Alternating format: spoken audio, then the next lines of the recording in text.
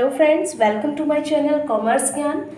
Financial accounting का आज हम एक बहुत ही इंपॉर्टेंट टॉपिक पढ़ने जा रहे हैं, दैट इज़ रेशियो एनालिसिस, जिसको हमने प्रीवियस वीडियो में ही स्टार्ट कर दिया था और उसमें हमने क्या पढ़ा था, लिक्विडिटी रेशियो के बारे में हमने जाना था। तो आज हम पढ़ने वाले हैं सॉल्वेंसी रेशियो।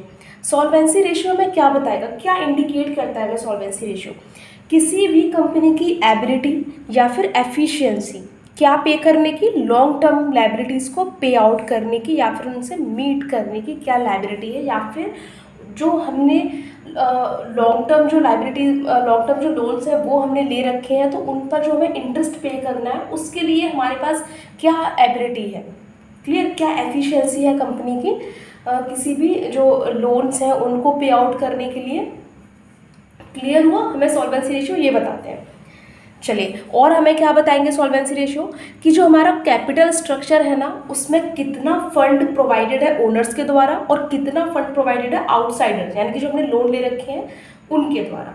क्लियर, ये चीज़ हमें सॉल्वेंसी रेशियो ही बताते हैं। तो सॉल्वेंसी रेशियो के अंदर हम टोटल 4 रेशियोज पढ़ने वाले हैं। तो फर्स्ट स्टार्ट करते हैं हम।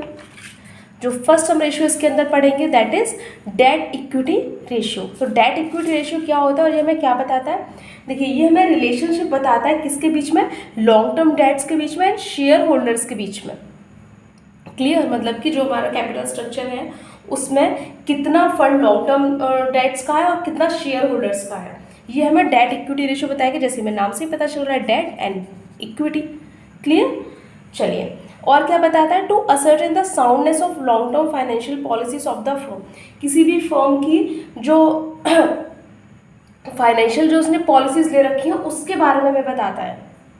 वहीं से तो हमें पता चलेगा कि कितना शेयर होल्डर्स के द्वारा है और कितना हमारा लॉन्ग टर्म लोन से हमने ले रखा है। तो रेशियो कैसे कैलकुलेट करते हैं हम इसको, long term loans divide by share holders fund.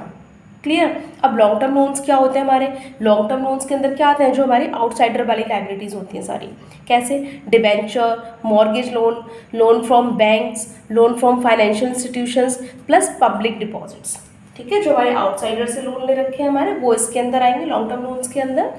Okay, तो शेयर होल्डर्स फंड क्या होता है, उसके अंदर क्या क्या आएंगे, जो हमारे ओनर्स का पैसा होता है, ओनर्स का जो फंड है वो आ जाता है इसके अंदर, that is equity shares and preference share capital, security premium, P&L का credit balance, capital reserves plus general reserves plus other reserve जो हमने इसमें प्रॉफिट में से बना रखे हैं, और इसमें से हम माइनस कर देंगे क्या, एक्यूमुलेटेड लॉसेस और फिक्टिशियस असेट्स को।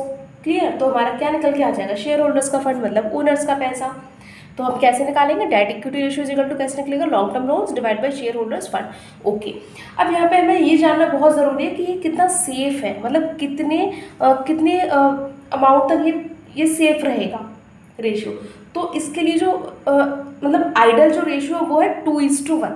अगर 2:1 है तो ये सेफ है, अगर 2:1 से अगर ये ज़्यादा जाता है तो उसका क्या प्रभाव होगा, देखिए अगर ये 2 से ऊपर जाता है, 2:1 से ऊपर जाएगा तो इसका मतलब क्या हो जाएगा, हमने जो आउटसाइडर से जो लोन ले रखा है वो ज़्यादा है बचाए शेयर होल्डर्स फंड के, तो इसका मतलब क्या है कि जो आउटसाइडर का जो पैसा है वो क्या है, वो अनसेफ होता जाएगा जितना ये बढ़ता जाएगा, है ना, क्योंकि कवर किससे होता है, आउटसाइडर का पैसा शेयर होल्डर्स के फंड से।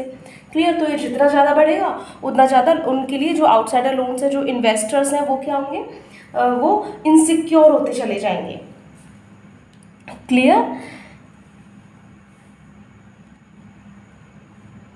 चलिए आगे जानते हैं total asset to total debt ratio. Second हम इसमें क्या पढ़ने वाले हैं, total asset to debt ratio. Okay, ये हमें जैसे हमें नाम से पता चल रहा है असेट एंड डेट का रिलेशंस बताएगा, क्या इंडिकेट करेगा हमें ये, debt equity ratio extend to which long term loans are covered by assets, मतलब जो हमारे लॉन्ग टर्म लोन्स हैं वो कितने हद तक कवर्ड हो रहे हैं किससे, जो हमारे टोटल असेट्स हैं उनसे। क्लियर, तो रेशियो कैसे निकलेगा, total assets minus fictitious asset divide by debt. Debt में हमारे क्या आते हैं, टोटल लॉन्ग टर्म लोन्स, और जो हमारे टोटल असेट्स होती हैं वो कैसे निकलती हैं, current assets and fixed assets. Clear, उसमें से हम फिक्स्ड असेट्स को हटा देंगे तो हमारा क्या निकल के आ जाएगा, टोटल असेट्स निकल के आ जाएगा। ये इसका आइडल रेशियो क्या होता है, इसका आइडल रेशियो होता है 1:1 और 2:1। अगर ये हायर जाता है तो क्या होगा, तो इसका मतलब होता है कि जो हमारे लॉन्ग टर्म लोन्स हैं ना वो सेफ हैं, जितना ऊपर जाएगा उतना मतलब वो सेफ होते चले जाएंगे। और क्लियर। इसका मतलब यही तो हो जाएगा कि हमारे असेट्स और ज़्यादा हैं, है ना। असेट्स जितनी ज़्यादा होगी उतना ज़्यादा वो कवर कर पाएंगे लॉन्ग टर्म लोन्स को, इसलिए हायर जाता है तो अच्छा है। और अगर ये लोअर जाता है तो ये उन लोगों के लिए जो इन्वेस्टर्स हैं, जो लैंडर्स हैं, जो लोन प्रोवाइड कर रहे हैं, वो क्या है, सॉरी मैंने यहाँ पे इन्वेस्टर वर्ड यूज़ किया, इन्वेस्टर नहीं होते, वो लैंडर्स होते हैं। क्लियर। जो हमें लोन दे रहे हैं वो हमारे लैंडर्स होते हैं, और जो कंपनी में पैसा इन्वेस्ट करते हैं लाइक शेयर होल्डर्स, वो इन्वेस्टर्स होते हैं। क्लियर। चलिए, तो ये रेशियो कितना आइडल होना चाहिए, 1:1 और 2:1। मतलब यहाँ पे 1:1 का हो जाएगा, जितनी असेट्स हैं उनको कवर कर पा रहे हैं क्या, टोटल जो हमारे असेट्स हैं वो कवर कर पा रही हैं टोटल डेट्स को। अगर ये कम जाता है इससे तो उनके लिए नुकसान है। चलिए आगे जानते हैं इनके अलावा और कौन से रेशियोज होते हैं इसके अंदर। टोटल 4 हमें पढ़ने हैं, 2 हमने पढ़ लिए।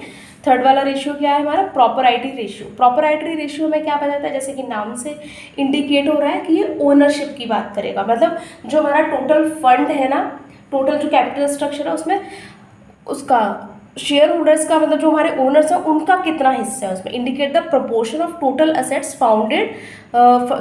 फंडेड बाय ओनर्स, कितना सारा फंड कर रखा है ओनर्स ने। प्रॉपराइटरी रेशियो इज इक्वल टू क्या होता है, equity divide by total assets minus fictitious assets.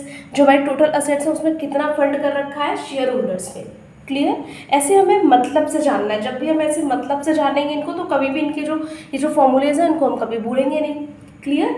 आगे पढ़ते हैं interest charge ratio. Interest charge ratio में क्या बताएगा, हम इसको और क्या बोल सकते हैं, और डेट सर्विस रेशियो। मतलब जो हमने डेट ले रखे हैं उनके लिए उनका क्या सर्विस चार्ज है, एक तरह से सर्विस चार्ज होगा ना जो हम इंटरेस्ट पे कर रहे हैं। चलिए ये क्या इंडिकेट करेगा, तो how many times the interest charge are covered by the profits available to pay interest charge. मतलब जो हमारे पास प्रॉफिट अवेलेबल है उसमें से कितना टाइम्स जो हमारी इंटरेस्ट है, फिक्स्ड इंटरेस्ट, वो कवर हो पाएंगे। क्लियर। देखिए interest cover ratio is equal to क्या होता है, net profit before charging interest and tax divide by fixed interest charges. Clear. मतलब कि जो हमारा नेट प्रॉफिट है ना, जो कि किससे पहले आया है, इंटरेस्ट चार्ज करने से पहले और इनकम टैक्स चार्ज करने से पहले, जो हमारा नेट प्रॉफिट आया उसको हम डिवाइड कर देंगे फिक्स्ड इंटरेस्ट चार्जेस से। क्लियर। तो उसका मतलब क्या निकल रहा है, हम इसको अगर डिवाइड कर रहे हैं मैथमेटिकल टर्म से समझो क्या मतलब निकल रहा है इसका, कि जो प्रॉफिट है ना वो कितने टाइम्स कवर हो पाएगा इंटरेस्ट को, कितने टाइम कवर कर पा रहा है वो इंटरेस्ट को। ठीक है। चलिए आई होप आपको बहुत अच्छे से समझ में आए होंगे चारों रेशियो। नेक्स्ट वीडियो में हम पढ़ने वाले हैं एक्टिविटी रेशियो और turnover ratios. Clear. Total 4 ratios हमने पढ़े हैं आज, बहुत अच्छे से क्लियर हो गया है आपको। चलिए हम कल मिलते हैं और कल हम आगे पढ़ेंगे activity ratio. Thank you for watching.